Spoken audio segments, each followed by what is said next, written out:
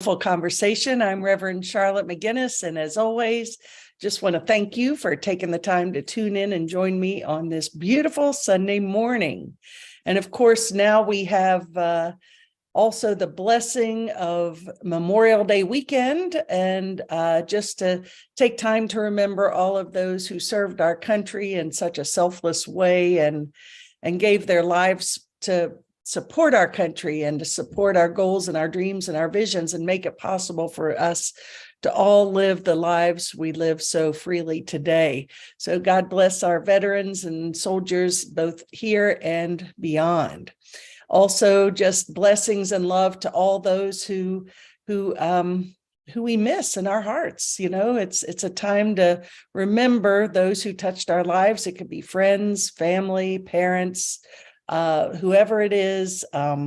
They're with us eternally, but sometimes we just miss having that opportunity to sit face to face. So good morning, Sharon, and good morning, Dawn. It's great to see you gals and everyone else here. And I'm really excited about our conversation today.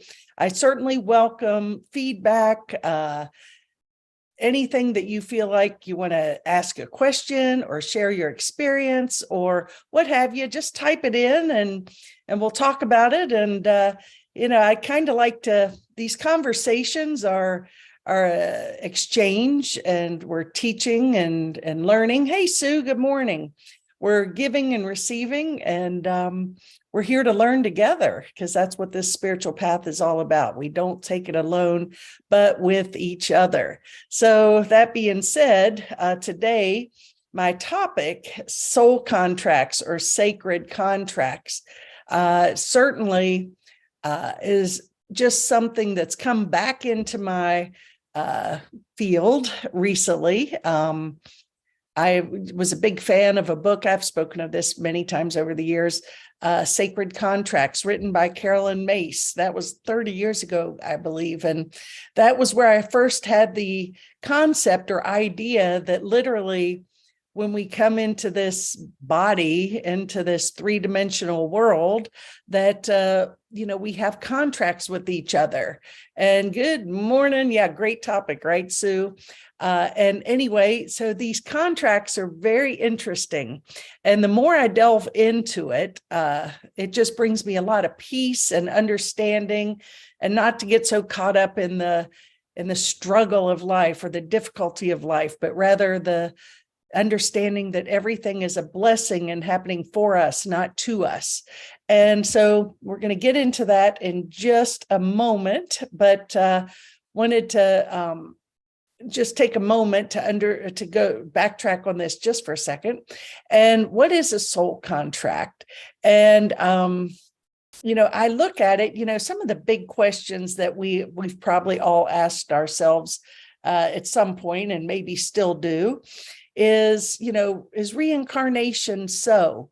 Well, just to give you I like to take this opportunity on Sundays to make it a teaching experience as well as a heart experience. And according to the Course in Miracles, is reincarnation so? Well, it says that in reality, no, because in truth, this life isn't real. This is an illusion. This is a dream.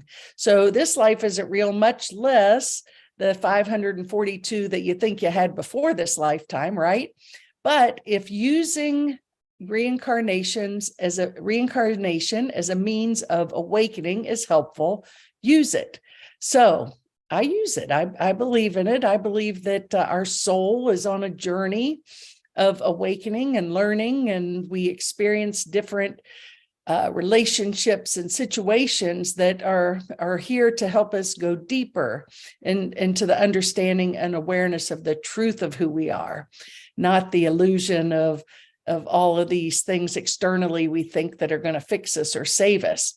So reincarnation, why are we here? How many times, what the heck are we doing here? It's like, well, that's a big question, right? Another huge question, why do bad things happen to good people? See that all too often. And that's a tough one. I lead a prayer ministry, and I get a lot of requests for prayer and people calling me and reaching out. And see a lot of people in challenging situations, and I think we can all agree that when it's someone younger, be it a small child or a teenager who's struggling, it hits all the harder because you want to help, and you're just like, and you would do anything to help that situation if you could, and sometimes it just doesn't seem like we can. Now we'll offer to all of us the greatest gift we can give to anyone and everyone ultimately is the gift of unconditional love or sight, and just to send them a blast of unconditional love or light. Just feel it come from your heart, and to see beyond the illusion of their struggle or their sickness, and identify with that person as the light and the love that they truly are. And so rather than attach to the perceived struggle or whatever they're dealing with, let's focus more on the truth. Because again, where our attention goes, energy flows, right? What we focus on expands. What is it that we want to expand? So that's a blessing we can give to ourselves, to each other, and to the world. So why do bad things happen to good people? Big question. I think today will help us understand that a little more. Also, is our life random? Is there meaning to this life? Again, according to the Course in Miracles, there's nothing that happens by chance. Chance plays no part in God's plan. So everything is divinely orchestrated. And sometimes it's like, wow, that doesn't feel so divine or good, right? Hey, Sabra, good morning. Happy Sunday. So anyway, we're going to just dive right into this. So soul contracts. What is a soul contract? Well, one definition I found, it says they're based on the notion that before incarnating into a new body, our souls correspond with other souls. During these prenatal meetings, human souls negotiate agreements to collaborate and to develop further on Earth. So there's a great book. It's a children's book, but it's really for everybody. And it's called Little Soul in the Sun. It was written by Neil Donald Walsh. And it's, even though it's a children's book, quote, right? We know better.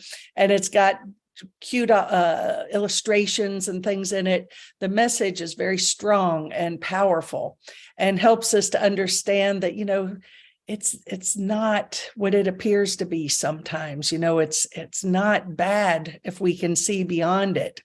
So, at some level, of course, soul contracts, right? That is the book by Carolyn Mace. Wonderful book. Recommend that. You can do it on tape or on tape. That's old days, right? You can do it on Audible. That's where we do our books now on Amazon, Audible. So anyway, Little Soul in the Sun, Sacred Contracts, great books. There's a lot of information online you can find out about it. You can find, I'm sure, videos on it. But either way you're drawn to, there is great power and peace in learning more about this. Well, one of Gary Zukov, gosh, where did the past 30 years go? That is when I think everything I seem to refer to lately goes back 30, 40 years. And I'm like, God, I can remember that like it was yesterday. So where did all those years go? Well, 30 years ago, at least, Gary Zukov wrote a tremendous book, The Seat of the Soul. And it was a book that really delved into the deeper understanding of the soul, what it is, how its function, its meaning, its purpose. And good morning, Laura. How are you today? So Gary's book that's a terrific book. He's a great teacher. And he goes on to talk about the soul. Before it incarnates, each soul enters into a sacred contract with the universe, not just another person, the universe, to accomplish certain things. It enters into this commitment in the fullness of its being. Whatever the task that your soul has agreed to, all the experiences of your life will serve to awaken within you the memory of that contract and to prepare you to fulfill it. So again, where nothing is random, nothing is by chance. We've made this agreement with the universe, not just, like I said, someone else, the universe.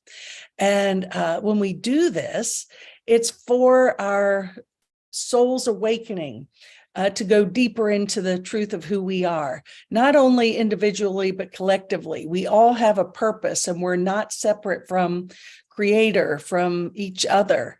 And so every time we recognize that we're here to teach and learn, and what's the ultimate lesson? I believe it's ultimate forgiveness, to be more loving, kind, compassionate, forgiving in the sense of relinquishing judgment, letting go of thinking. And this goes right along with the soul contract, because if I understand that everything is a contract, and that even if it seems like it's disgusting and vile and awful, or very sad and tragic, that those souls made an agreement to come in to learn forgiveness at an even deeper level. You know, as we know, it's very easy to like the people we like that are nice to us and that support us, and, you know, kumbaya and all that stuff.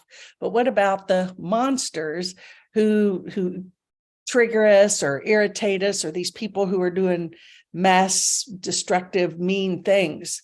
And so I would suggest to you that that when we can see it from a contract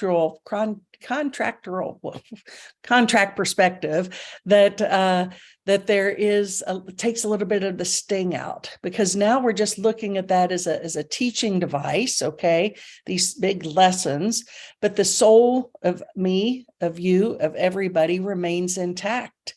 And so all these lessons are for our greater good. They're here to help us evolve. They're lessons. This is a classroom. I think that when we're the bigger the stronger we are, I think the bigger the lessons, right? Good morning, Molly. Happy Sunday.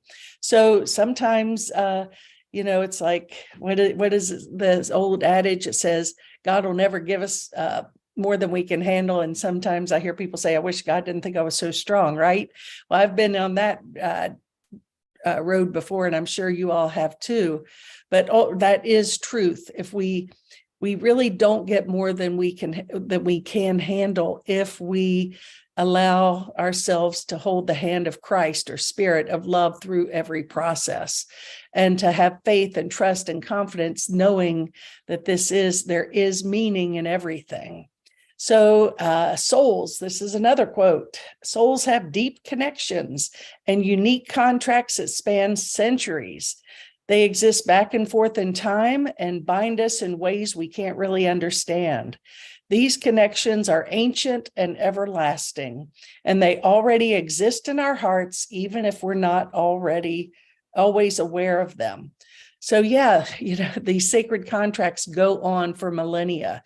That's where reincarnation is. So, reincarnation means that my soul is on an eternal journey.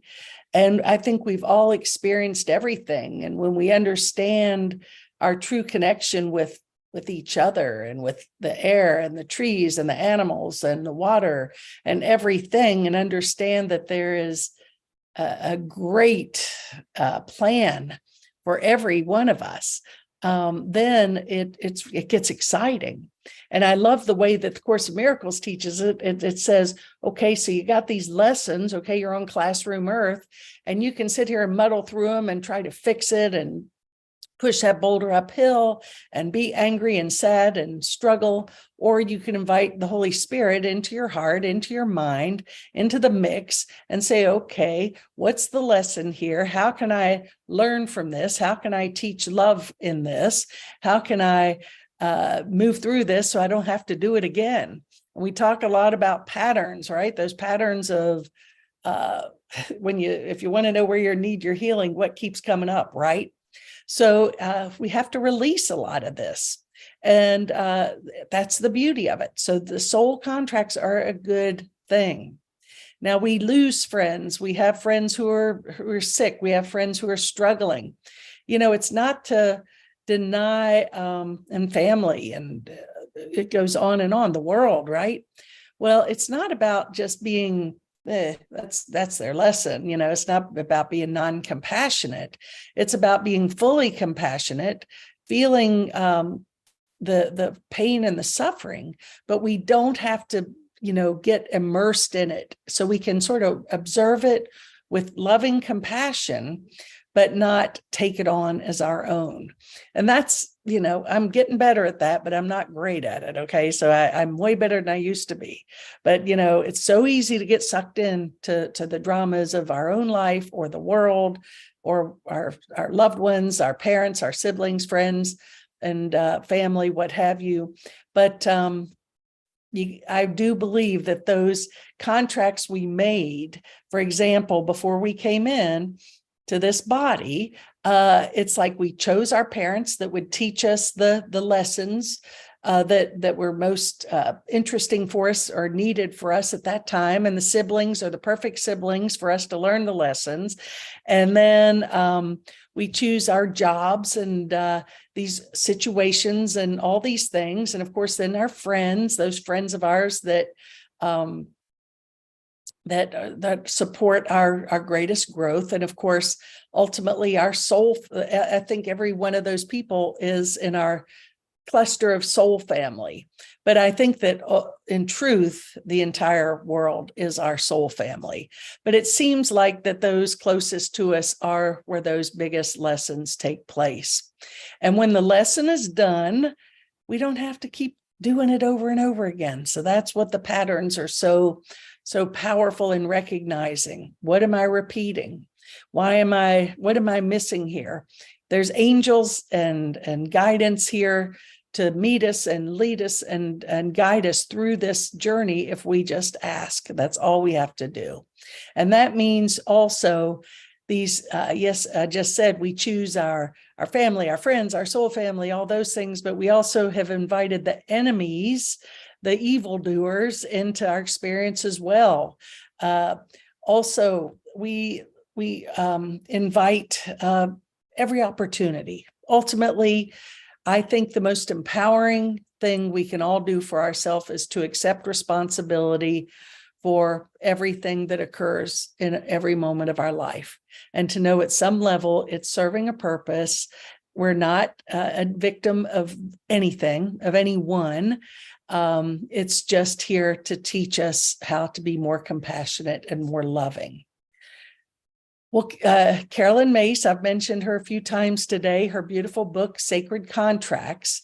Well, this gives you a little bit of a synopsis of what it's about. She is a cool lady, Carolyn Mace, M-Y-S-S. She puts out so much free info. If you can like her page, if you're on Facebook, you can go watch her videos on YouTube. She's a great teacher, awesome lady, medical intuitive. Very intelligent lady. And she found that when people don't understand their purpose in life, the result can be depression, anxiety, fatigue, and eventually physical illness. In short, a spiritual malaise of epidemic proportions. Misa's experience of working with people led her to develop an insightful and ingenious process for deciphering your own sacred contract or your higher purpose, using a new theory of archetypes that build on the words of Carl Jung, Plato, and other contemporary thinkers. She goes on to say our sacred contract is not a literal document, and that's the first thing to understand. We could think of our sacred contract, I love this, as a spiritual document that our soul recognizes. So I'll give you a little backstory. The reason I'm getting kind of jazzed back up into this is there is, I do my best to tune in and listen and be guided.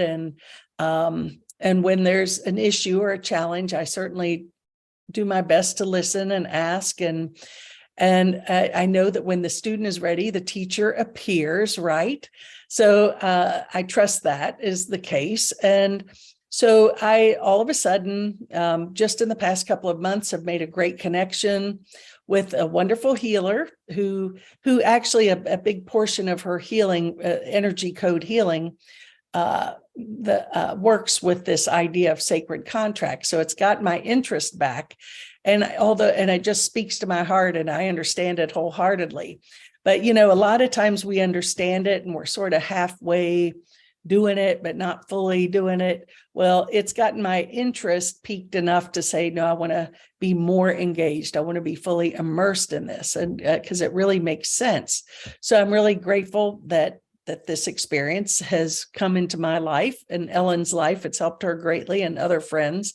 And it's an opportunity to share, which is what it's all about. I share what comes in, and take what you like and leave the rest, right?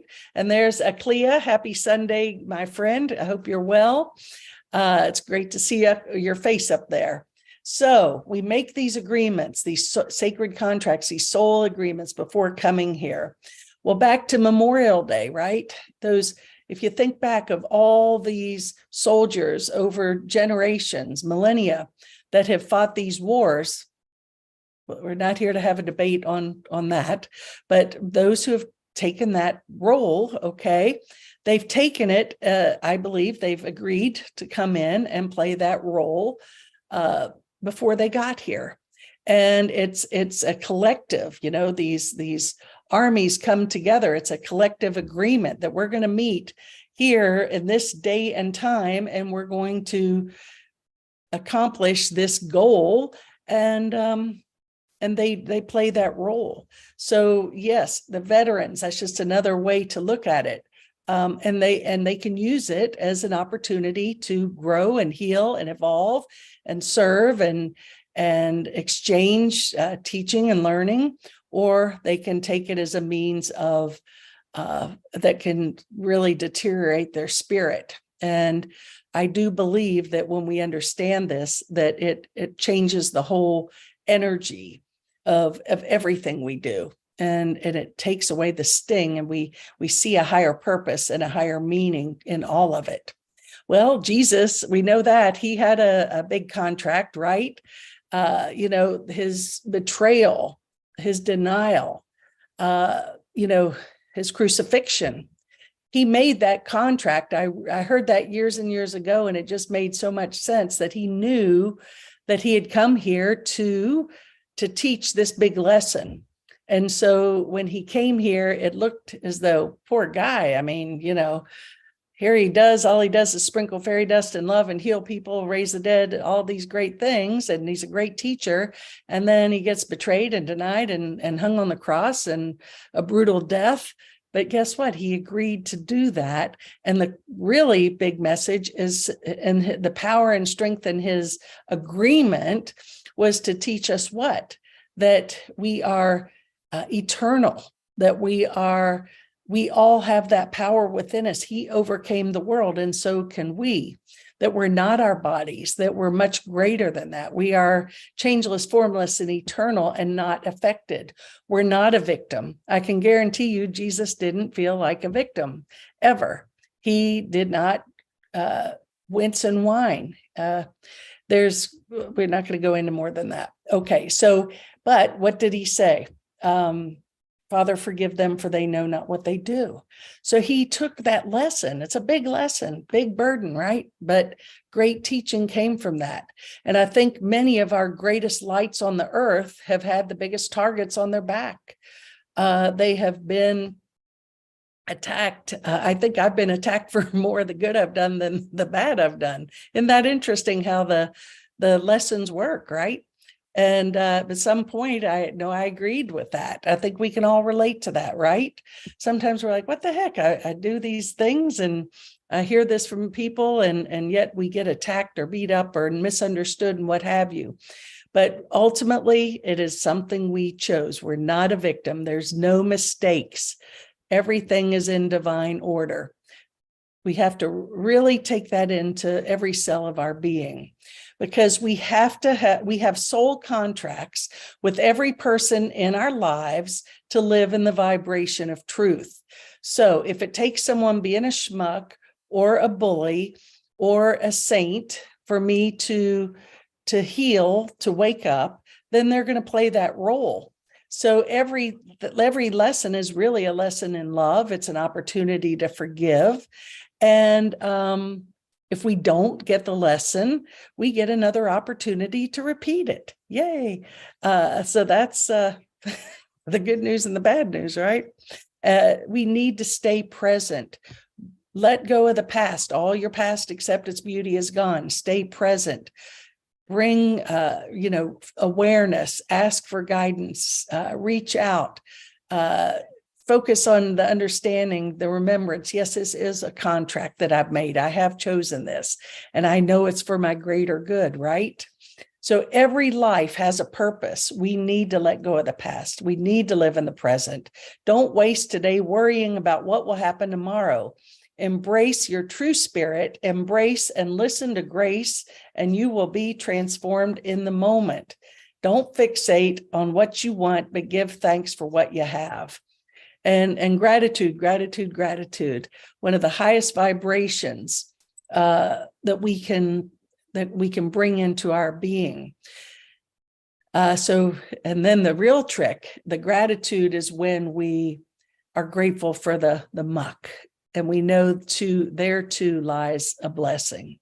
And that's, I believe, a very possible place to get to. Not easy, but we can all get there.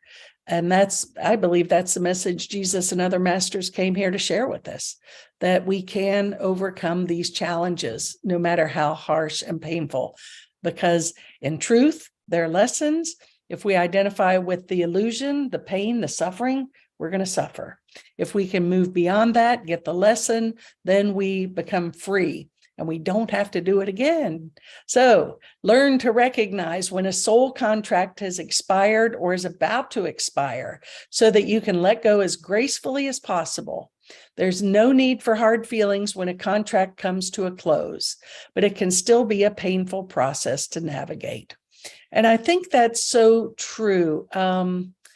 I know that, sometimes we feel like we have to hang on longer, and maybe it's in our best interest.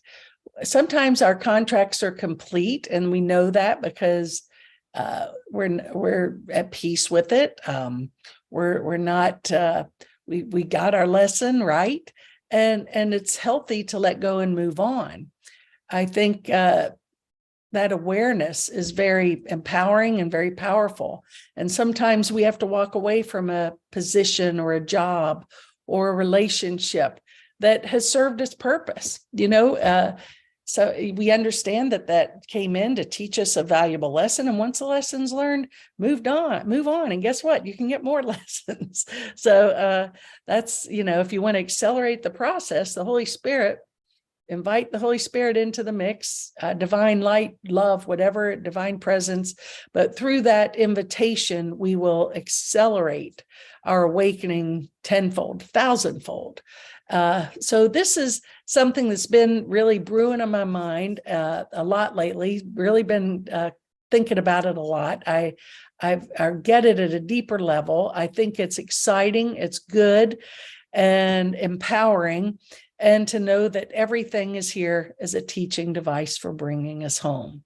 So at the end, when all these people who've played their role, be it the role of victim or victimizer, villain or victor, whatever it is, that they've come here in love and from an agreement that we made a long time ago. And the end of this story is, as Shakespeare says, all the world's a stage and we're the players. Well, when this is all done and we've completed our contracts, learned our lessons, we will all take a bow and namaste each other and thank them for the lessons that they brought to us. And ultimately, we'll say thank you. With that, have a great week, everybody. Look forward to seeing you next week. If you want to join us on the Course in Miracles Fridays, let me know. I'd love to have you join us. And it's a great group and all are welcome. Just email me, text me, Facebook me, and I'll get you on the list. Have a great week and namaste. And thank you.